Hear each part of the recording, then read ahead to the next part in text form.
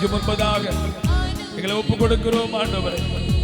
இந்த வேத பகுதி மூலம் எங்களோடு பேசுங்கப்பா. நாங்கள் உணரத்தக்கதான வார்த்தைகளை தாரும் ஆண்டவரே.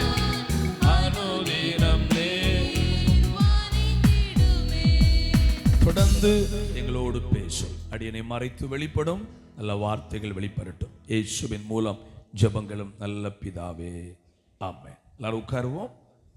கர்த்தருடைய நாமம் மகிமைப்படுவதாக. நாம் செய்தியை கேட்க போகிறோம். ஆமாம், இந்த நாளில் நாம் தியானிக்கிற செய்தியின் தலைப்பு மன்னா. எல்லாம் சொல்லுங்க, மன்னா. இந்த பேரில் நவதானியங்கள் அப்படின்னு வச்சிருக்கிறார். எல்லா அநேக வித ஆமென் விதைகள் தானியத்தை ஒரு பாக்கெட்டில் அடைச்சி அதுக்கு என்ன பேர் போட்டிருக்கிறாங்க? மன்னா. சரி, இதுக்கு ஒரு பேர் மிராக்கிள் ஃபுட். என்ன ஃபுட்? அதிசய உணவு. எல்லாம் சொல்லுங்க, என்ன உணவு?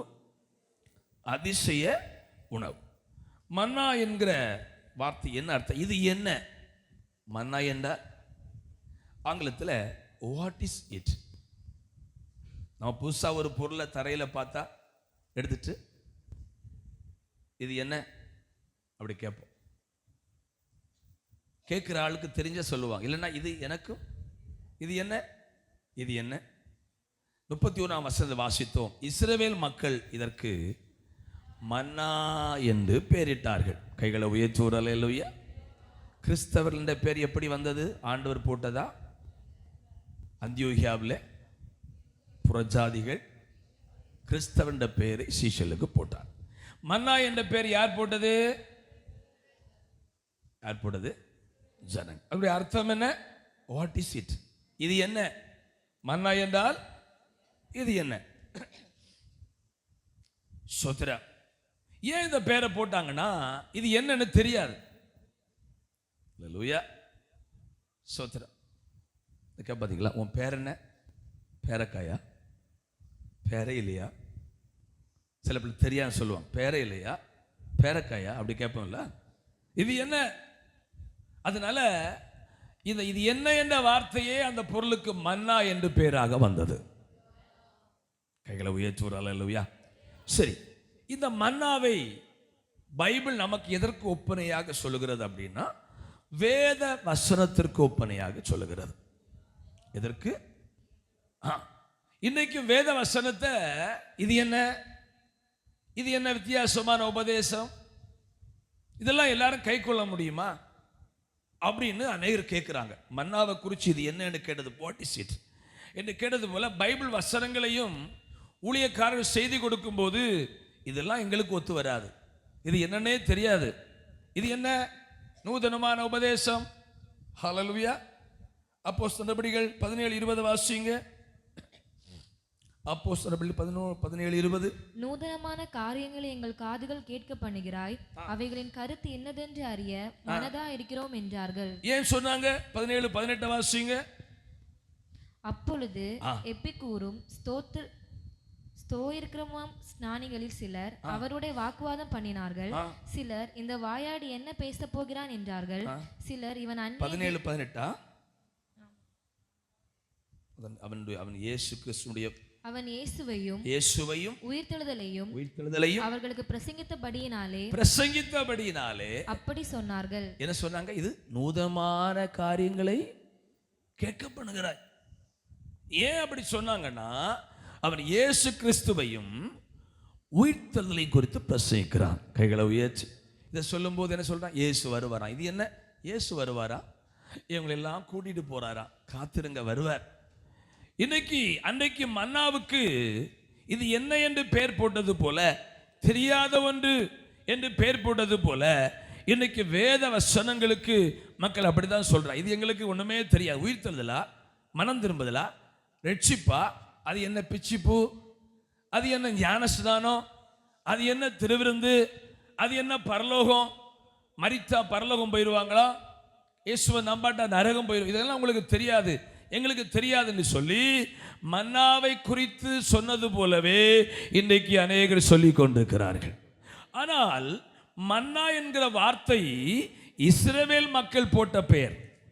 ஆனால் வேதம் தேவன் மன்னாவுக்கு கொடுத்த பேர் என்னன்னா, சங்கீதம் 75, 78, 25 அந்த மன்னாவுக்கு பரலோகம் கொடுத்த பேர் என்னன்னா, வாசிக்கலாமே. தூதர்களின் அப்பத்தை. தூதர்களின் அப்பம். எல்லாம் சொல்லுங்க, பின்னால எல்லாம் சொல்லுங்களா. சொல்லவும் பலன் இல்லையா? கண்டிப்பா உங்களுக்கு மன்னா ஆண்டவர் தருவார். என்ன அப்பம்? சத்தமா, தூதர்களின் அப்பம். ஏற்கனவே சொன்னேன், மிராக்கிள் ஃபுட், தூதர்களின் அப்பம். அதை மனுஷன் சாப்பிட்டான். இது யாருடைய அப்பம்? சத்தமா பேசணும் சகோதரமார். தூதர்களை குறித்து நம்ம சொல்லும்போது, தூதர்கள் வலிமை உள்ளவர்கள். அவங்களை குறித்து பைபிள் சொல்லும் போது எல்லா இடத்திலும் ஒரு வாலிபன். தூதர்கள் நாளாகும் போது வயசான தாத்தாவை மாற மாட்டாங்க. தூதருடைய இளமை ஒரு வாலிபனை கண்டார்கள். அப்படிதான் வாசிக்கிறோமா? வயசான கண்டாங்களா? ஒரு புருஷனை கண்டார்கள், ஒரு கிழவனை கண்டா சொல்லியிருக்கா? தூதர்களை பார்த்தா எப்பவும் அப்படிதானே சொத்திரம், எப்பவும் இளமையாகவே இருப்பாங்க. ஏன்னா அவர்களுக்கு ஒன்று ஸ்பெஷல் உணவு, மிராக்கிள் ஃபுட் ஆண்டு கொடுத்துட்டே இருக்கிறார். அது மட்டுமல்ல, அவங்க முகத்தில் ஒரு பிரகாசம் இருக்கும். பேதுருவை விழாவில் தட்டி எழுப்பும் முன்பு அந்த சிறை அறைக்குள் போன உடனே அந்த சிறையினுடைய அறை சுற்றிலும் வெளிச்சம் பிரகாசித்தது. இந்த உணவை சாப்பிட்டா அவங்க முகத்தில் ஒரு பிரகாசம் இருக்கும். அது மட்டுமல்ல, இந்த தூதரின் அப்பம் அவங்க சாப்பிட்டதுனால ஒரு தூதனுடைய வலிமை, ஒரு தூதனுடைய பவர் என்னன்னா, ஒரே நேரத்தில் 1,85,000 மக்களோட யுத்தம் பண்ணி அவர்களை மேற்கொள்ள முடியும். ஒரு யானைக்கு எவ்வளவு பலன்? அதெல்லாம் தெரிஞ்சா ஃபாரஸ்ட் ஆபீசரா வேலை கிடைச்சிடும். ஒரு யானைக்கு 60 ஆளுக்கு பலன். எத்தனை ஆளுக்கு பலன் சொல்லுங்க? 60 ஆளுக்கு பலன். அவ்வளோ சாப்பிடும். நான் பார்த்துருக்கிறேன். யானைக்கு ஆகாரம் கொடுக்கும், வாலிபால் போல உருட்டி உள்ள தள்ளுவாங்க, அது அப்படியே போயிடும் உள்ள. ஒரு யானைக்கு 60 ஆளுக்கு பலன். ஒரு தூதனுக்கு 1,85,000 பேரோடு எதிர்த்திருக்கக்கூடிய பலன். அப்படின்னா இந்த அப்பத்தை தான் உங்களுக்கு எனக்கு ஆண்டவர் தந்திருக்கிறார். இஸ்ரவேல் மக்களுக்கு கொடுத்த. ஆனா பார்க்கும்போது வீட்டில் பொரிக்கிற மீனும் வீட்டில் பொரிக்கிற சிக்கனும் மெரட்டோன்னு இருக்காது. அது ஒரு பெரிய கலர் ஒன்றும் தெரியாது. ஆனால் சிக்கன் 65 அந்த ஒன்று உருளுதே நரகம், இதெல்லாம் பார்க்கும்போது பளபளா இருக்கும், கலராக இருக்கும். அவன் சாப்பிடும்போது பார்க்கும்போதே சாப்பிடும் போல தோணும். ஆனால் அதில் என்னெல்லாம் போட்டு அஜினோமோட்டோ போட்டிருக்கிறாங்க. சொல்ல பேர் சரிதானா? அதுக்குள்ள என்ன போட்டிருக்கிறாங்க? கலர் பொடி, கேசரி பவுடர் போட்டிருக்கிறாங்க. எல்லாம் போட்டு பார்ப்பதற்கு மிரட்டா இருக்கும். கைகளை வைத்தல்ல சொல்லுங்க பார்ப்போம். இந்த மக்களுக்கு இறைச்சி பாத்திரங்க அண்டையில் உட்கார்ந்து சாப்பிட்டு விதவிதமான சாப்பாடை சாப்பிட்ட இவர்களுக்கு, சில ஆளுக்கு ஹோட்டலையே சாப்பிடவங்கள பாருங்க, வீட்டில் உள்ள ஆகாரம் பிடிக்காது. என்ன பிடிக்காது? நீங்களும் தொடர்ந்து ஹோட்டலில் சாப்பிட்டு பாருங்க, வீட்டில் உள்ள ஆகாரம். ஏன்னா நாவு கடை ஆகாரத்தில் செட் ஆயிரும். இந்த ஜனங்களுக்கு இறைச்சி பாத்திரங்கள் இறைச்சியா சாப்பிட்டு நாவு இறைச்சிக்கு அடிமைப்பட்டு விட்டது. கன்னியாகுமரி மாவட்டத்தில் உள்ளவர்களுக்கு அந்த நாவு மீனுக்கு அடிமைப்பட்டது போல. அழுவன மீனாகிலும் அந்த ஒரு மனம் இருந்தாதான். நம்ம தம்பிமாரெல்லாம் கஷ்டப்படுறாங்க பாவம். ஒருத்தன் சொல்றான், காலம பொங்கல். ஆனால் எனக்கு என்னவோ பொங்கல் பழகிடுச்சு. அங்கே சாப்பிட்டு எங்கேயாவது மதுரை எங்கேயாவது போகணுன்னா காலமான பொங்கல் தான் சாப்பிடும். ஒருத்தர் சொன்னால் பொங்கல் சாம்பாரை பார்த்தா இறைச்சி வச்சு தந்தாங்க பாஸ்டர், அது ஒரு சைஸாக இருக்கு. சரி, தம்பி பாரபக்கத்தர் பாதுகாக்கட்டும். தேவனுடைய பிள்ளைகளே, இது இஸ்ரவேல் மக்களுடைய நாவு இறைச்சிக்கு அடிமைப்பட்டது. கன்னியாகுமரி மாவட்டத்தில் மக்களுடைய நாவு மீனுக்கு அடிமைப்பட்டது போல ஆண்டவர் கொடுத்த இந்த உன்னதமான உணவு தூதர்களின் அப்பம். அதை யார் சாப்பிட்டா? யார் தான் சாப்பிடணும் சொல்லுங்க? தூதர்கள் தான் சாப்பிடணும். ஆனா ஆண்டவர் தம் ஜனத்தை கனம் பண்ணும்படி அந்த அப்பத்தை தூதர்களுக்கு கொடுக்கிற அப்பத்தை ஜனங்களுக்கு கொடுத்தார். மனுஷன் போட்ட பெயர் வாட் இஸ் இட், இது என்ன, அதுக்கு பேர் அப்படி மாறி மன்னானா இது என்ன, இது என்ன. ஆனா தேவன் கொடுத்த பெயர் இது தூதர்களின் அப்பம். ஏஞ்சல் ஃபுட் சொல்லாமா, தூதர்களின் அப்பத்தை மனுஷன் சாப்பிட்டான். இவங்க சாப்பிடும்போது என்ன சொல்லியிருக்கணும், ஆண்டவரே இவ்வளவு பெரிய தூதர்கள் சாப்பிடக்கூடிய உணவை அற்பரும் நீ சொல்லுமா எங்களுக்கு தந்தீரே அப்பா, எங்களுக்கு தந்தீரே அப்பா. அந்த தூதர்களுக்கு ஏற்ற பலன் அதான் பைபிள் நமக்கு சொல்லுகிறது. அவங்க கோத்திரத்துல சத்தமா சொல்லுங்க. இப்போ பாருங்க, நல்ல ஹார்ட் ஒர்க் பண்றவங்க சீக்கிரம் அவங்கள கை தேய்ஞ்சிரும், கை நரம் எலும்பு தேய்ஞ்சிரும். யாராவது நல்லா ஹார்ட் ஒர்க் பண்றாங்க, நைட்டு பகல் வேலை போறாங்கன்னா சீக்கிரமா அவங்க வேலை செய்ய முடியாம ஆகும். ஆனா இஸ்ரவேல் மக்களும் அப்படிதான், டே அண்ட் நைட் வேலை, 24 மணி நேரம் வேலை சொல்வது போல ஆமென் வேலை செய்து கஷ்டப்படுத்தப்பட்டார்கள். ஆனா பைபிள் சொல்லுகிறது அவங்க கோத்திரத்தில் பலவீனப்பட்டவன் ஒருவனும் இருந்ததில்லை. தேவனுடைய பிள்ளைகளே, ஆகவே வேதம் அது கொடுக்கிற வார்த்தை ஆமென் தூதர்களின் அப்பம். அல்லேலூயா. இன்னொரு வார்த்தை வேதம் அந்த மன்னாவு கொடுக்கிறது. 78ஆம் சங்கீதம் 25ஆம் வசனத்துல தூதர்களின் அப்பத்தை மனுஷன் சாப்பிட்டான், அவர்களுக்கு ஆகாரத்தை பூரணமாய் அனுப்பினா வானத்தின் 24 வானத்தின் மன்னாவை அவர்களுக்கு ஆகாரமாக வர்ஷிக்க பண்ணி வானத்தின் தானியத்தை அவர்களுக்கு கொடுத்தார். இரண்டாவது என்ன பேர்? வானத்தின் தானியம். ஸ்தோத்திரம். நம்ம சகோதரமார் அரபி நாடு போகும்போது கொலகொலையா பேரிச்சம்பழம் ஆசைப்பட்டு ஒன்றை கொண்டு முருங்குலை நட்டா காய்க்காது. அது என்ன தானியம் சொல்லுங்கம்மா, இங்கதான் இருக்கிறீங்களா? என்ன தானியம்? ஆமா, ஆமேன். சவுதி அரேபியாவில் விளைகிறது எது? நான் கிருபை நல்ல முதல் முறை மஸ்கட் இந்த ஊழித்து போகும்போது சலலா போயிருந்தேன். சலலா ஆமேன், ரூபி அந்த மஸ்கட்லேருந்து 1200 கிலோமீட்டர். அங்கே சலலா, இங்கே கேரளா கோழிக்கோடு வழி கடல் வழி 400 கிலோமீட்டர் தானா. அங்கே போய் இறங்குனா அங்கே வாழை மரம் இருக்கிறது கேரளாவை போல, அங்கே பேரிச்ச மலத்தை காணவே முடியல. ஆனால் ஒரே மஸ்கட்டு தான். ஏன்னா இந்த இந்த என்ன சொல்றது, கஜூர் பேரிச்சம்பழத்துக்கு அதுக்கு ஒரு சீதோஷம் இல்லை. இந்த ஜனங்கள் சாப்பிட்ட உணவு என்ன தானியம்? லோயா. இன்னொரு நாட்டிலே விளைகிறத ஒரு பொருளை ஒரு விதையை கொண்டு இங்க போட்டா நமக்கு வராது, குறுக்கும், ஆனா காய்க்காது. இது போல தேவன் அவளுக்கு கொடுத்த உணவு வானத்தின் தானியம். அது அங்க மட்டும்தான் விளையும், எங்க போட்டாலும் விளையாது. கைகளை உயர்த்தி ஒரு அல்ல சொல்லுங்க பார்ப்போம். கையை கொட்டி எல்லாரும் ஆண்டவரை ஸ்தோத்திரம் பண்ணுங்க பார்ப்போம். அப்படின்னா வானத்திலே கிருஷி பண்றாரு ஆண்டவர்.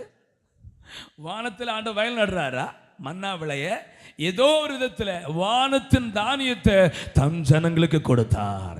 நான் தலைப்பை சொன்னேன், மன்னா இன்றைக்குள்ள தேவனுடைய வார்த்தை குறிக்கிறது. கைகளை உயர்த்தி ஒரு அல்லேலூயா.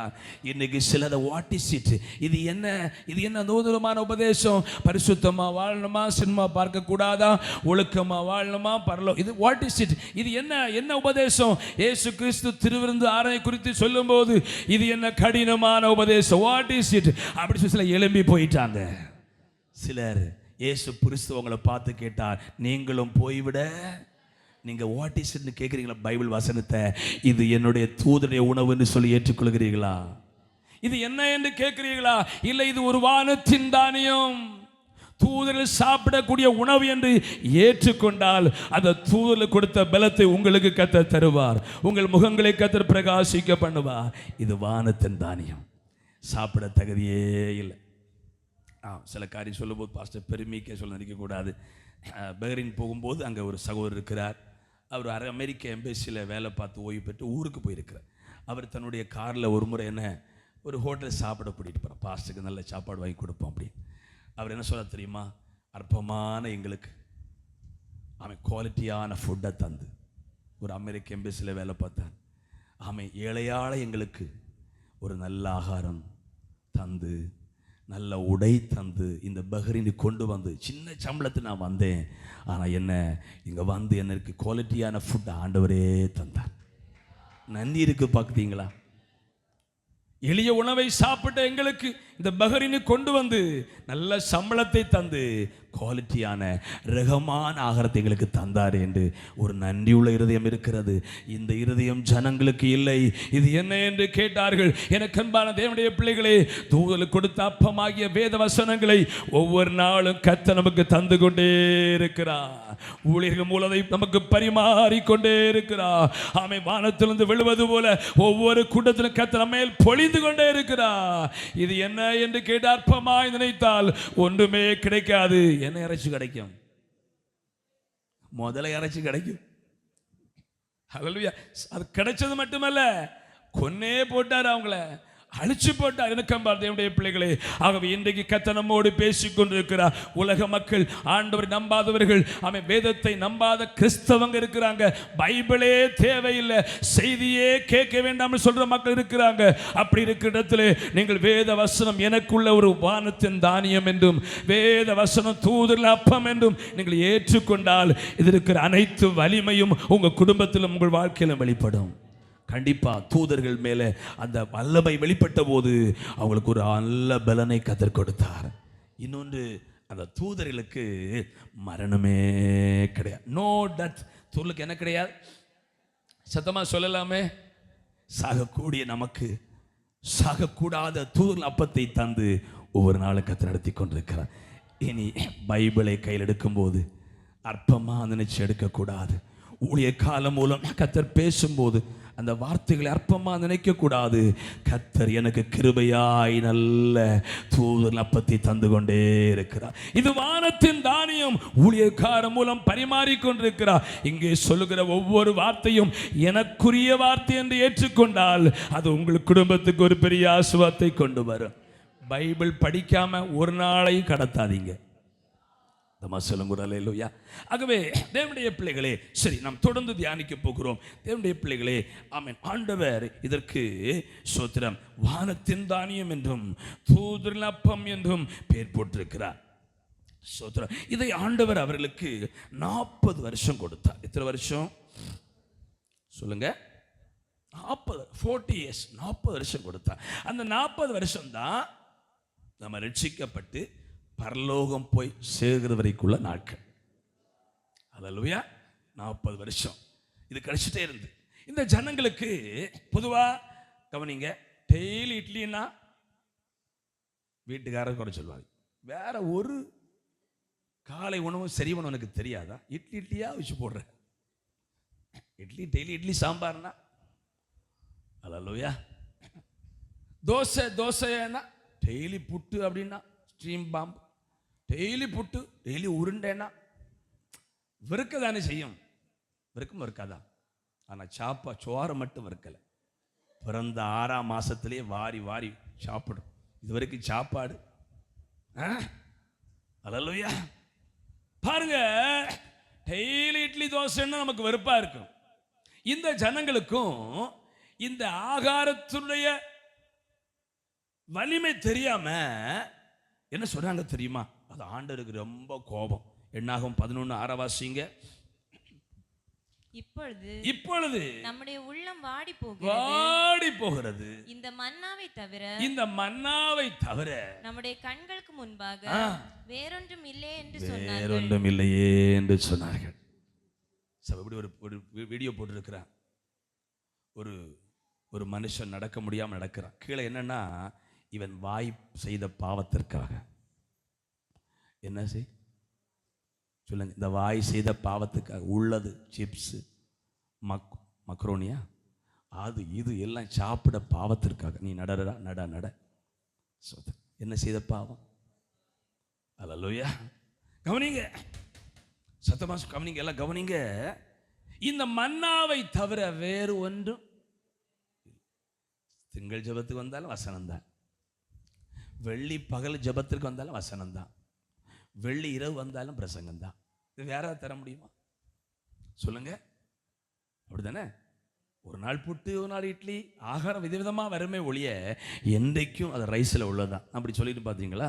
வெளிநாட்டிலேருந்து வந்த ஒருவர் ஹோட்டலில் வந்து பார்க்குறாரு, புட்டு இருக்கு, இட்லி இருக்கு. ஓ, வாட் இஸ் இட், நல்லா இருக்கு.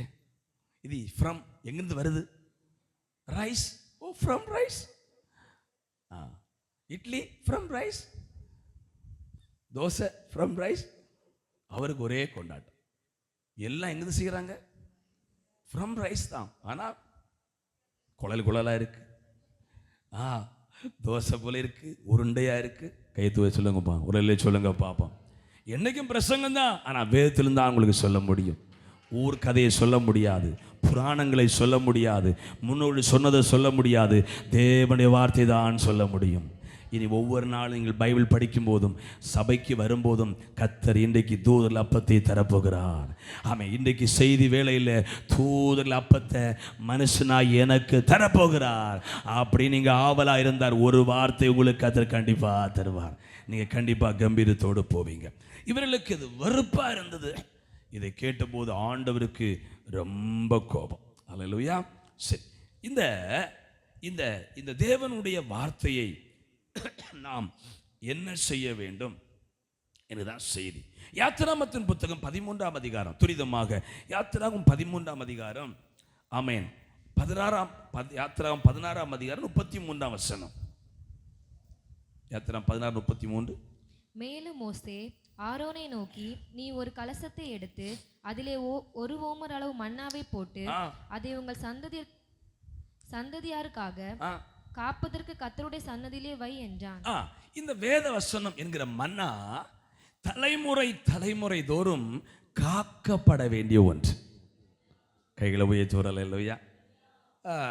நான் நகை போடுறீங்க, சில போட்டிருக்கிறீங்க. இதை நீங்கள் எவ்வளோ பாதுகாப்பாக வைப்பீங்க? கவனிங்க. எங்கேயாவது போடுவீங்களா? சோதரி கவனிங்க. 1 லட்சம், ஒரு பவுன் 1 லட்சத்தை தாண்டிட்டு, அப்போ இதை எப்படி வச்சிருப்பீங்க? பத்திரமா காப்பீங்க, அப்படித்தானே? ஒருவேளை அது போட்டு போனால் கூட கள்ளம் வந்துடுவானோ, ஜெபத்தோடு தான் போவோம். இது போல வேத வசனத்தை உதறி தள்ள வேண்டிய ஒன்று அல்ல, இது காக்கப்பட வேண்டிய ஒன்று. எங்க காக்கப்பட வேண்டுமா? பொற்பாத்திரத்திலே. எங்க காக்கப்படணுமா? சொல்லுங்க. எதையோ ஒரு உப்பு பானையில் அல்ல, ஹல்லேலூயா, ஏதோ வேறொரு பானையில் அல்ல, பொற்பாத்திரத்தில் காக்கப்பட வேண்டிய ஒன்று. நமக்கு தந்த தூதரின் அப்பத்தை தலைமுறையாய் நாம் காக்க வேண்டும். ஹல்லேலூயா. அதான் நம்ம ஆவிக்குரிய மக்களுக்கு சொல்லுகிறது, வீட்டில் ஜீசஸ் போட்டோ வைக்கக்கூடாது, மேரி போட்டோ வைக்கக்கூடாது, வீட்டில் வசனம் எழுதப்பட வேண்டும். ஹல்லேலூயா. இங்கே ஒரு தாயார் இருக்கிறாங்க, அவங்க ஒரு கத்தோலிக்க பாரம்பரியத்தில் வந்தவங்க. அவங்க ஆண்டவரை அறிந்து ஞானஸ்தானம் எடுத்தாங்க. அது பயங்கரமான சாட்சி. அப்போது அவங்க ஏற்கனவே போன அந்த பாரம்பரிய சபையில் உள்ள அந்த ஃபாதர் வந்து, அவங்க பொதுவாக ஃபோட்டோ பார்த்தா எது சொல்கிற நான் பார்த்ததில்ல, பிரார்த்தனை பண்ணுவாங்க. அப்போ வந்த ஃபாதர் கேட்டாராம், ஜெபிப்பதற்கு ஃபோட்டோ ஒன்றும் காணவில்லையே அப்படின்னு. அவங்களுக்கு கர்த்தர் கொடுத்த ஞானத்தின்படி, பைபிள் காலேஜ் ஒன்றும் படிக்கல, ஃபாதர் வசனம் இருக்கிறதுன்னு சொன்னாங்களா. அன்றைக்கு வந்த ஃபாதர், உரலை சொல்லுங்க பாப்போம், சத்தமா சொல்லுங்க உரலையில் என்ன இருக்குதே? போட்டோ இல்ல, வசனம் இருக்கிறதே என்று அவர்கள் சொல்ல அவர் மடங்கடிக்கப்பட்டார். கைகளை உயர்த்தி உரலையா. ஆகவே எனக்கு அன்பான தேவனுடைய பிள்ளைகளே, நம்ம போட்டோவை காக்க வேண்டிய அல்ல, புனிதர்கள் புண்ணியவான்களுடைய போட்டோவை பத்திரப்படுத்த வேண்டாம், வேத வசனத்தை காக்க வேண்டும். எங்கன்னா பொற்பாத்திரத்திலே. ஹல்லேலூயா. ஆண்டவர் சொல்லுகிறார், தலைமுறைகளுக்காக அதை காக்கும்படி. ஹல்லேலூயா. நீதிமொழிகள் 13ஆம் அதிகாரம் 1ஆம் வசனத்தை வாசிங்க. நீதிமொழி 13. திருவசனத்தை அவமதிக்கிறவன் நாசம் அடைவான். கற்பனைக்கு பயப்படுகிறவன் பலன் அடைவான். சில திருவசனத்தை அவமதிக்கிறாங்க. எல்லாம் கவனிக்கிறீங்களா? எல்லாம் கவனிங்க வரட்டும்.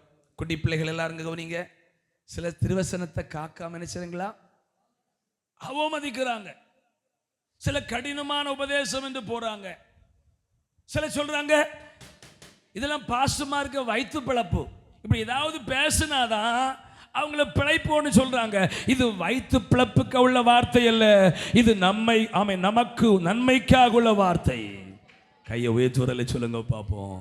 இதை கர்த்தர் ஊழியக்கார மூலம் பரிமாறி தருகிறார். நீங்க ஜெபத்தோடு வாசித்தால் இந்த மன்னா நீங்க படிக்கும் போதே உங்களோடு பேசும். தேவனுடைய இது பொற்பாத்திரத்திலே காக்கப்பட வேண்டிய ஒன்று. ஆனால் அநேக மக்கள் இந்த வசனத்தை என்ன செய்யறாங்க? அவமதிக்கிறாங்க. பவுல் சொல்றார், சிலுவையை பற்றிய உபதேசம் கெட்டு போகிறவளுக்கு எப்படியா இருக்கா? பைத்தியமா இருக்குது. பரலோகம் நரகம், பாவம் செய்த நரகத்தில் போட்டுருவாருன்னு ரட்சிக்கப்படுகிற நமக்கு என்ன பலமா? கெட்டு போகிற மக்களுக்கு சினிமா பார்க்க கூடாதான், கெட்டவத்தை பேசக்கூடாதான், லவ் பண்ணக்கூடாதான், சொதரம் தாறுமாறா வாழக்கூடாதான். இது உலக மக்களுக்கு பைத்தியமா இருக்கு. என்ன சொல்றாங்க தெரியுமா? சோத்திரம் உலகத்தை அனுபவிக்கணும், என்ன செய்யணும்? போய் வலிக்கணும், சோத்திரம் புகை வலிக்கணும், குடிக்கணும், இப்படி எல்லாம் சொல்லி வசனத்தை அவமதிக்கிறார்கள். அவர்களுக்கு என்ன பைபிள் சொல்லுதுன்னா நாசம் அடைவான். ஏன்னா இது நம்ம கிடைக்க முடியாத ஒரு வானத்தின் அப்பம். இந்த பைபிள் ஏற்கனவே நமக்கு எப்படி கிடைத்தது? ஒரு ஏசாயா புத்தகத்தை கொண்டு வர வேண்டுமானா கூட காளை வண்டியில தான் வரணுமா? அப்ப எல்லாம் பைபிளை கொண்டு வந்திருப்பீங்களா? 66 அதிகாரம் அடங்கி ஏசாயா புத்தகத்தை கொண்டு வரணும்னா அப்ப எப்படி தோல் சொல்லில் எப்படி இருந்து சொல்லுங்க? ஆமா, இன்னைக்கு சுருக்கி முன்னுள்ள சாரி எல்லாம் எப்படி இருக்கும்? 6 முழம். எத்தனை முழம்? இப்போ உள்ள சாரி எல்லாம் தீப்பெட்டி சாரியோட வந்திருக்கு, வெயிட்லெஸ், அப்படிதானே?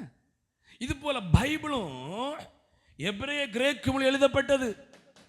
இது மறைவான மன்னா, நம்ம எல்லாம் படிக்க கூடாது, படிக்க முடியாது. ஆனால் எத்தனையோ மிஷில் தியாகம் பண்ணி இன்னைக்கு கிருபையாய் நம்முடைய கையிலே கொடுக்கப்பட்டிருக்கிறது. இதை அற்பமா நினைக்கிறோமா? இதை அவமதிக்கிறோமா? இல்லை, எனக்கு கிடைக்க முடியாத ஒரு பெரிய பொக்கிஷத்தை தூள் அப்பத்தை கத்து எனக்கு தந்தார் என்று சந்தோஷமா பைபிளை சுமந்து சபைக்கு வருகிறோமா? இது ஒவ்வொரு நாளும் பரிசுத்தத்தோடு திறந்து வாசிக்கிறோமா? இதுக்கு பேரு ஹோலி பைபிள், பரிசுத்த. ஹல்லேலூயா. எந்த புராணங்களும் கொடுக்கப்படாத பேர், ஃப்ரெண்ட்ல ஒரு பேர், ஹோலி பைபிள், பரிசுத்த வேதாகமம். பைபிள் பரிசுத்த வேத எழுத்துக்களை, இந்த எழுத்துக்கள் கூட பரிசுத்தமான எழுத்துக்கள். ஹல்லேலூயா. சௌரமெல்லாம் சேர்ந்து ஒரு அல்லேலூயா. நல்லா கையை அசைத்து வரலை சொல்லுங்க பாப்போம். கையை அசைத்து நல்லா கையா, எல்லாரும் கை இருக்குல்ல, கையை அசைத்து ஒரு அல்லேலூயா. இந்த கல்லின் மேல் என் சபையை கட்டுவேன், பாதாளத்தின் வாசல் அதை மேற்கொள்வதில்லை. இந்த கல்லின் மேல் என் சபையை கட்டுவேன், பாதாளத்தின் வாசல் அதை மேற்கொள்வதில்லை. இந்த கல்லின் மேல் மோதுகின்றவன் நொறுங்கி நசுங்கி அழிந்திடுவான். இந்த கல்லின் மேல் மோதுகின்றவன் நொறுங்கி நசுங்கி அழிந்திடுவான். இந்த கல்லின் மேல் என் சபையை கட்டுவேன், பாதாளத்தின் வாசல் அதை மேற்கொள்வதில்லை. இந்த கல்லின் மேல் என் சபையை கட்டுவேன், பாதாளத்தின் வாசல் அதை மேற்கொள்வதில்லை. இந்த கல்லின் மேல் என் சபையை கட்டுவேன், பாதாளத்தின் வாசல் அதை மேற்கொள்வதில்லை. நல்ல கையா செய்து அல்லேலூயா. ஆமா, சில பிள்ளைகளுக்கு அம்மா உறங்கிட்டு இருந்தாலும் வாரி வாரி சாப்பாடு கொடுப்பாங்க. நாங்கள் அப்படி உறங்குறவங்களுக்கு சாப்பாடு கொடுக்க மாட்டோம். தொண்டையில் விக்கிட்டா எங்களுக்கு இல்லை கஷ்டம். கையை உயர்த்து வர இல்லையா? அதனால் பக்கம் சொல்லுங்கள், உற்சாகமாக இருன்னு சொல்லுங்கள். இன்னைக்கு பரவாயில்ல, உற்சாகமாக இருக்கிறீங்க. ஆனாலும் சிலர் அப்படியே ஜெபம் பண்ண தொடங்கிட்டாங்க. அல்லேலூயா. சரி, தேவனுடைய பிள்ளைகளே, முதலாவது மன்னாவை குறித்து சில காரியம் சொன்னேன். தூரில் அப்பம், கிடைக்கக்கூடாத ஒரு உணவு, மிராக்கிள் ஃபுட். பாருங்க, இன்னும் சொன்னேன். அது முதலாவது, இந்த உணவை நம்ம காக்க வேண்டும். இதை உடன்படிக்கை பெட்டிக்குள்ளால பொற்பாத்திரத்தில் பிள்ளைகளுக்காக, ஹல்லேலூயா, ஸோ உங்கள் பிள்ளைகளுக்காக இந்த உணவை காக்கணும். பாருங்க, நான் ஒரு எனக்கு சொல்லியிருக்கிறேன். இன்னொரு ஊழியரும் தன்னுடைய சாட்சியை சொன்னார். ஃபஸ்ட்டு காலை நம்ம சர்ச்சில் ஒரு மெசேஜ் வந்தபோது வந்தார்ல, குள்ளமாக இருப்பார். அவர் சொன்னார், எங்கள் அப்பா மரணப்படுக்க என்னை கூப்பிட்டு, மோனே நல்லா உன்னை திட்டி இருக்கிறேன், உனக்காக நான் ஒன்றுமே சேர்த்து வைக்கல மக்களே, ஆனால் உன்னை கர்த்தர் ஆசீர்வதிப்பார். எங்கள் அம்மா மரண நேரத்தில் ஒரு வேளன் இறக்குறாங்க. ஞாயிற்றுக்கிழமை கூட்டம் முடிந்து போனவிட என்னை என் தம்பியும் கூப்பிட்டாங்க. என் தம்பிகிட்ட கேட்டாங்க, நீ ஞானஸ்நானம் எடுப்பியா சொல்லு. பேச்சு சரியாக வரல. வேலைக்கிழமை கூப்பிட்டாங்க, ஞாயிற்றுக்கிழமை, வேலைக்கிழமை இறந்துட்டான். படுக்க தான் 10 நாளாக.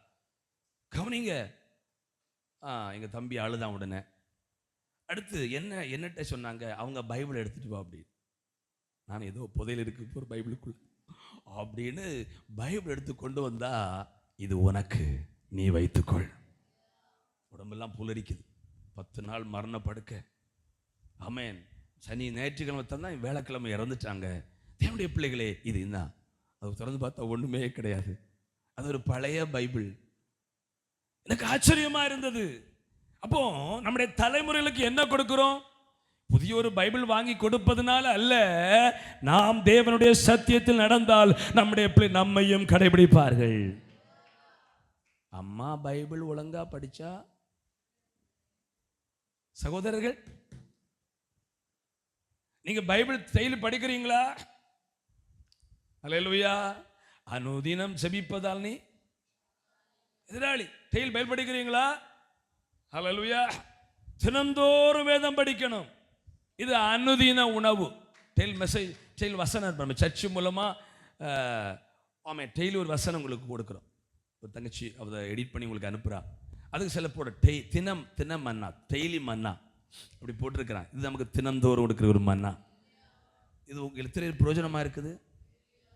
சிலர் எனக்கு ஃபோன் பண்ணி கேட்பா, பாஸ்டர் நான் அனுப்புறதில்லை, என்னுடைய நம்பரில் ஒய்ஃப் அனுப்புவா, பாஸ்டர் இன்றைக்கு போட்ட வசனம் பிரயோஜனமாக இருக்குது. வெளிநாட்டு ஒரு வேலை செய்கிறார், பாஸ்டர் பயங்கரமான சிக்கல், உங்கள் வசனத்துக்கு நான் காத்துட்டே இருப்பேன், எப்போ வரேன்னு. நமக்கெல்லாம் கண்டு பழக்கம். கையில் வைத்தல்ல சொல்லுங்க பார்ப்போம். மூசாயிலேருந்து ஒரு ஐயா ஃபோன் பண்ணார், இன்றைக்கி போட்ட வார்த்தை நல்லா இருந்தது, கையில் வைத்துறல இல்லையா. இந்த வசனத்தை அம்மா டெய்லி பைபிள் படித்தா கண்டிப்பா பிள்ளைக்கு அந்த வாஞ்ச வரும். எங்க அம்மா டெய்லி பைபிள் படிக்கிறாங்க. பெற்றோராகிய நாம் பிள்ளைகளுக்காக வசனத்தை காக்குறோமா? இது சபைக்கு வரும்போது மட்டும்தான் பைபிள் கொண்டு வர்றோம். ஒரு ஊழியர் சொன்னார், 2-3 வருஷத்துல பைபிளை மாற்றணும், பைபிளை புரட்டி பைபிள் கிளியணும். சிலர் கிழிஞ்சிடப்படாதுன்னு சபையில் கூட பைபிளை ஓப்பன் பண்ணாமல் இருக்கிறாங்க. சிலருக்கு பைபிளை புரட்டி பார்த்தா இன்னைக்கு அந்த பேப்பர் ஒட்டிகிட்டே இருக்கு. இந்த பிரிண்ட் பண்ணும்போது சில பேப்பர் ஒட்டிகிட்டே இருக்கு. சில பைபிளை பார்த்தா அந்த ஒட்டு இன்னும் மாறல. ஒரு முறை கூட முழு பேப்பரை நீங்க புரட்டி படிக்கல. எனக்கு அன்பார்ந்தவனுடைய பிள்ளைகள், இன்றைக்கு கர்த்தர் நம்மோடு பேசி கொண்டிருக்கிறார். இது விளையாட்டல்ல.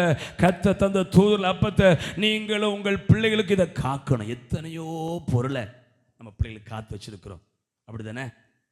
எத்தனையோ நன்மையில காத்து வச்சிருக்கிறோம். பிள்ளைகளுக்கு ஆசுவாதத்திற்காக கர்த்தர் நம்மோடு பேசுகிறார். வேத வசனத்தை காத்துக்கொள்ளுங்கள், பொற்பாத்திரத்தில் காக்கணும். சரி, நிறைய காரியம் உண்டு, ஆனால் அதை சீக்கிரமா சொல்லி நான் முடிக்கிறேன். பாருங்க, வேதத்தில்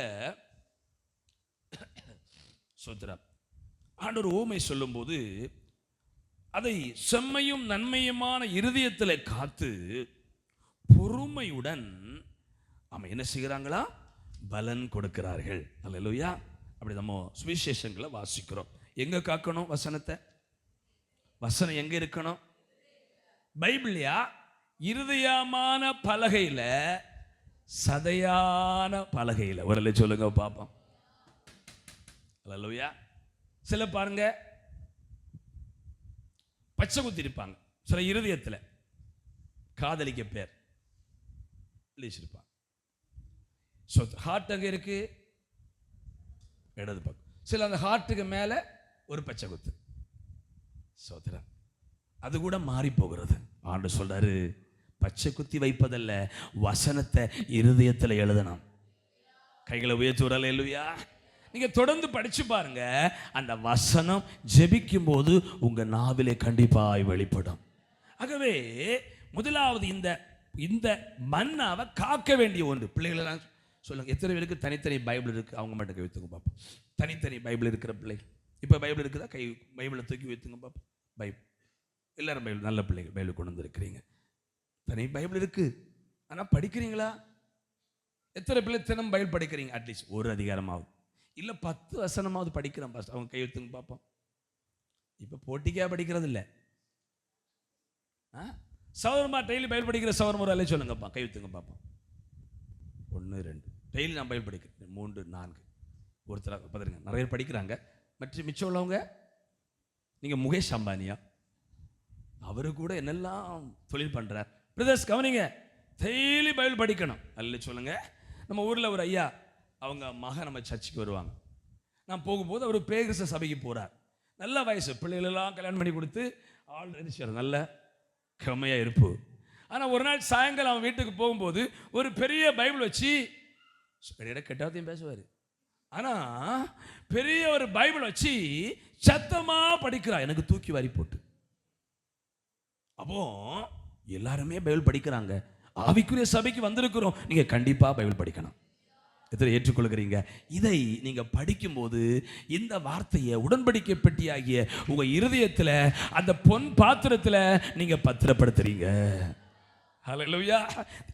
இரண்டாவது, இந்த மன்னாவை என்ன செய்யணும்? நான் சீக்கிரம் முடிக்க போறேன். சங்கீதம் 78:24. மன்னாவை அவர்களுக்கு ஆகாரமாக வர்ஷிக்க பண்ணி வானத்தின் தானியத்தை அவர்களுக்கு கொடுத்தார். இரண்டாவது, முதலாவது இந்த மன்னாவை காக்கணும். கவனிங்க, என்ன செய்யணும்? காக்கணும்னா பாதுகாக்கணும், அதை கடைபிடிக்கணும், கீழ்ப்படி. இரண்டாவது, இந்த மன்னா வசனம் வந்து எனக்கு ஒரு ஆகாரம் எடுத்துக்கொள்ளணும். எல்லாம் எங்க இருக்கிறீங்களா சௌரமா? மன்னா வசனம் நமக்கு எப்படி? முன்னால சொல்லுங்க. என்ன பாக்குற, பேப்பரை கடிச்சு சாப்பிட முடியுமா? ஆகாரன்னு டெய்லி ஒரு பேப்பரா மோசை செய்து போல அதை பொடிச்சு எரிச்சு பொடிச்சு காப்பியில போட்டு குடிச்சா ஆகாரமா இருக்குமா? இயேசு சொன்னார், மனுஷன் அப்பத்தினாலே மாத்திரமல்ல தேவனுடைய வாயிலிருந்து புறப்படுகிற ஒவ்வொரு வார்த்தையும் பிழைப்பான். நான் எப்படி விசுவாசிக்கிறேன்? நீங்கள் காலமே ஒரு நாள் படிக்க வேண்டிய பைபிள் வசனத்தை படித்தா அது உங்களுக்கு ஒரு மிராக்கிள் ஃபுட்டாக இருந்து உங்கள் ஆத்மாவில் ஒரு தைரியத்தை தருவார். நான் கூப்பிட்ட நாளிலே மறு உத்தரவு வரநீர், என் ஆத்மாவிலே பலன் தந்து. சில நேரம் நம்ம பார்க்கும்போது வெளியே பார்த்தா மற்றவங்க நம்ம கண்டு பயப்படும், பேயும் பயப்படும். ஆனால் நம்ம ஆத்மாவில் பயந்தான் கோழிகள். அல்லேலூயா. அவனுக்கு பயந்தான் கோழிகள். ஆனா இந்த வசனத்தை நீங்க படிச்சீங்கன்னா உங்கள் ஆத்மாவில் ஒரு பலனை கத்த தருவார். எத்தனை ஏற்றுக்கொள்கிறீங்க? முதலாவது, இந்த மன்னாவை காக்கணும், நமக்கும் தலைமுறைகளுக்காக காக்கணும், கடைபிடிக்கணும். இரண்டாவது, இந்த வார்த்தை எனக்கு ஒரு ஆகாரம், நான் இதுக்கு ஆவென்று என் வாயை திறக்கிறேன், அது கிடைத்தவுடனே உட்கொண்டேன். எரேமியா சொல்லுகிறார், அது முதலாவது எனக்கு கசப்பா இருந்தது, பிறகு இனிப்பா இருந்தது. நம்ம சொல்லுவோம் பார்த்தீங்களா, காட்டு நெல்லிக்காய் ஸ்கூலில் தானே சாப்பிடுவோம். காரக்காய், காட்டு நெல்லிக்காய். காட்டு நெல்லிக்காய் கடிச்ச உடனே ஐயா மார் கசக்கும், ஒரு டம்ளர் தண்ணி குடிச்சா இனிக்கும். அதனால வசனம் அப்படிதான், ஆரம்பத்தில் கசப்பு போல தான் இருக்கும், அதை கடைபிடிச்சு பாருங்க, ஒரு ஆகாரத்தை விட வலிமையா இருக்கும். இரண்டாவது, இந்த மன்னாவை நம்ம என்ன நினைக்கணும்? எனக்கு உணவு. காலமா ஒரு நேரம் சாப்பாடு சாப்பிடாட்டா சிலருக்கு அப்படியே தலைச்ச போல வரும். மேக்சிமம் ஸ்கூல்ல அசம்பிளியில் பிள்ளைகள் மயங்கி விழுவாங்க. இங்க யாரா இருக்கிறீங்களா அசம்பிளியில் மயங்கி விழுந்த பிள்ளைகள்? சும்மா சொல்லுங்க. ஸ்கூல்ல அசம்பிளியில் மயங்கி விழுந்த பிள்ளைகள் தூர பார்க்குறாங்க. நீங்க எல்லாம் மயங்கி விழலையா? மயங்கி விழுந்த ஆட்களை பார்த்துருக்கிறீங்களா? என்ன என்ன என்ன கேட்பாங்க. சொல்லுவாங்க, காலமா சாப்பிடாம வந்துட்டேன், இல்லைன்னா சொல்லுவாங்க புட்டு சாப்பிட்டேன், அது என்ன மயக்கம் போல இருக்கு. உண்மையை சொல்றேன், நீங்க ஜெபிக்காத நாட்கள், பைபிள் படிக்காத நாட்கள் நம்ம பலவீனர்கள். அல்லேலூயா. அன்னைக்கு ஓவர் டென்ஷனா இருக்கும். பைபிள் படிச்சு பாருங்க, எங்க போனாலும் சால்வ் ஆக்கிடுவார். நம்ம இப்போ ஒரு ஆள் சொல்ல நினைக்காதீங்க. மாமடி பையன் ஜெபின் ஒரு பெரிய பிஸ்னஸ் பண்ணுறாங்க, ஹிந்திக்காரன் 60-70 ஹிந்திக்காரன். அவன் சொல்லுவான், காலமாக பைபிள் படிக்காமல், ஏன்னா 100க்கு மேற்பட்ட வேலை செய்கிறான், இன்டர்லாக்கு போடுறது, சிமெண்டுக்கல், பெரிய ஒரு ஒர்க், எல்லா இடத்துலையும் கேமரா வச்சுருக்கிறான். அவன் சொல்லுவான், காலம் எழும்பி ஜெபம் பண்ணாமல் நான் கம்பெனிக்கு போனால் என் வாய் அடக்கவே முடியாது. ஒளிச்சிருப்பான் கேமரா வச்சவரும். ஆனால் என்றைக்கு காலமை எழும்பி, கவனிக்கிறீங்களா, காலம் எழும்பி நல்லா ஜெபம் பண்ணி வாழ்க்கையை ஒப்பு கொடுத்து பைபிள் படிச்சுட்டு போனா பிள்ளை போல எல்லாரும் கீழ்ப்படிவா. நீங்கள் அல்ல சொல்ல மாட்டேங்கிறீங்க. அதே போல் நம்முடைய பிள்ளைகளும் அப்படிதான் கீழ்ப்படிவாங்க. நீங்கள் டீச்சர்ஸாக இருந்தால் டீச்சர்மார் கீழ்ப்படிவாங்க. நீங்கள் கன்றாக்கா இருந்தால் கீழே இருக்கிற வேலையாட்கள் கீழ்ப்படிவாங்க. ஏன்னா இந்த வேத வசனம் நமக்குள்ள ஒரு உணவு. எத்தனை ஏற்றுக்கொள்கிறீங்க? இப்போ காலமே இதை டெய்லி படிக்கணும். இது என்ன உணவு? இட்லியெல்லாம் சாப்பிட்டோம், அது சரீரத்திற்கு ஏற்ற உணவு. இது ஆத்துமாவின் உணவு. அதில் ரெண்டாவது, இந்த மன்னா ஒரு உணவு. அதை சாப்பிடாத ஒவ்வொரு நாளும் உங்கள் ஆத்துமா பட்டினியா இருக்கு. சரி, நமக்கு நேரமாவதுனால அடுத்த பதி போறேன். பாருங்க, வேதம் சொல்லுகிறது, ஆமென் ஸ்தோத்திரம், ஆமென், நீங்கள் புதிதாய் பிறந்த குழந்தைகளைப் போல களங்கமில்லாத முட்டையிலும் கேன்சரை உருவாக்குற கிருமி இருக்கா. அப்போ பாக்கெட் பால் என்ன இருக்கு பார்த்துருங்க, அது உண்மையான பால் கிடையாது, பவுடர் மூலம் ரெடி பண்றாங்க. ஹல்லேலூயா. புதிதாய் பிறந்த குழந்தையை போல என்ன பால்? இந்த பாலில் என்ன ஒரே ஒரு சத்து கிடையாதாம், இரும்பு சத்து மட்டும் பாலில் கிடையாதாம். மீதி அநேக சத்து என்னத்துல இருக்கு சொல்லுங்க. அப்ப பைபிள்ல நிறைய சத்து இருக்கு. பிரதர்ஸ், சவரா கவனிக்கிறீங்களா? டயர்டா இருக்கிறீங்களா? ஆத்மால டென்ஷனா இருக்கா? கவலையா இருக்கா? எதிர்காலத்தை குறிச்ச பயமா இருக்கா? நீங்க சாப்பிடுறீங்கல்ல, டெய்லி இந்த பைபிளை படிங்க. இது ஒரு நல்ல உணவு. எல்லா விட்டமினும் உள்ள இருக்குது. சத்தமா சொல்லுங்க அல்லேலூயா. ஒரு விட்டமின் குறைஞ்சா அதுக்கேற்ற பிரதிபலன். இன்னொரு விட்டமின் கண்ணு காணாது, என்ன குறைஞ்சா? விட்டமின் ஏயா? விட்டமின் ஏ குறைஞ்சா, விட்டமின் டி குறைஞ்சா முதுகெலும்பு பிரச்சனை வரும். ஒவ்வொரு விட்டமினும் ஒவ்வொரு ஆகாரத்தில் இருக்கு. இந்த பாலில் எல்லாவித ஆகாரம் இருக்கிறது, விட்டமின் இருக்கிறது. எத்தனை ஏற்றுக்கொள்கிறீங்க? நிறைய பேர் கை வைத்தல சௌரமாரில். அடுத்த ஞாயிற்றுக்கிழமை கேட்பேன், டெய்லி பைபிள் படி ஜெபிக்கிற யாருன்னு கேட்டால் முழு சபையும் கை உயர்த்தணும். இல்லைன்னா விட்டமின் குறைபாடு வந்துடும். கையில் வைத்து வரல இல்லையா? இதை சாதாரணமாக நினைக்காதீங்க. சரி, தேவனுடைய பிள்ளைகளே, மூன்றாவது, முதலாவது இந்த மன்னாதை காக்கணும். ரெண்டாவது, இதை என்ன நினைக்கணும் சொல்லுங்க? ஆமை, இது ஒரு உணவு. கவனிங்க, இது ஒரு உணவு, எனக்கு ஒரு ஆகாரம். பைபிள் வசனம் என்பதை விட்டுவிட்டு இது எனக்கு ஒரு ஆவிக்குரிய உணவு. இதை சாப்பிடாட்டா என் ஆத்துமா பட்டினி கிடைக்கும். மூன்றாவது, யாத்திரம் 16:35 நம்ம ஜோமன போய் இஸ்ரவேல் புத்திரர் குடியிருப்பான தேசத்தில் வருமட்டும் 40 வருஷம் அளவு மன்னாவை புசித்தார்கள். அவர்கள் கானான் தேசத்தின் எல்லையில் சேரும் வரைக்கும் மன்னாவை புசித்தார்கள். கைகளை கொட்டி ஆண்டவரை ஸ்தோத்திரம் பண்ணுவோம். நல்ல கையை அசைத்து அல்லேலூயா. இந்த பைபிளை யாரும் மாற்ற முடியாது. ஒருவேளை புது மொழிபெயர்ப்பு கொண்டு வரலாம், இதை அர்த்தத்தை யாரும் மாற்ற முடியாது. இதை கூட்டினாலோ குறைத்தாலோ அவங்களுக்கு ஆபத்து என்று பைபிள் சொல்லுகிறது. இந்த வேத வசனத்தை நமக்காக ஆண்டவர் அர்த்தத்தை மாற்ற மாட்டார். ஆனா இது எது வரைக்கும் சாப்பிடணுமா? கானான் தேசத்தின் எல்லையில் போய் சேருகிறது வரைக்கும். கையை வித்தல்ல சொல்லுங்க பாப்போம். அல்லேலூயா. எத்தனை பேர் வெறுக்காது பாஸ்டர் இந்த ஆகாரத்தை நாங்கள் விரும்புகிறோம்னு சொல்லி ஒரு அலை சொல்லுங்க பார்ப்போம். 100 வருஷமானாலும் இந்த செய்திகளை கேட்க நாங்கள் ஆவலாக இருக்கிறோம்னு சொல்ற பிள்ளைகள் ஒரு அலையிலே சொல்லுங்க பார்ப்போம். சகோதரத்தில் கை நல்லா உயரட்டு ஒரு அலேலுயா. கானா கடைசியாக மூன்றாவது இந்த மன்னா எவ்வளவு நாள் தருவார் அப்படின்னா, கானான் தேசத்தின் எல்லையில் போய் சேர்வது வரைக்கும். அதுக்கு அப்புறம் போனவரும் பைபிள் வசனம் சொல்லுது, மறைவான ஹிடன் மன்னா. ஆங்கிலத்தில் என்ன மன்னா? அது எப்படி இருக்கும், வாட் இஸ் இட் சொல்ல போறோமா தெரியாது. அது விசேஷமான ஒரு மன்னாவை தரப்போகிறார்.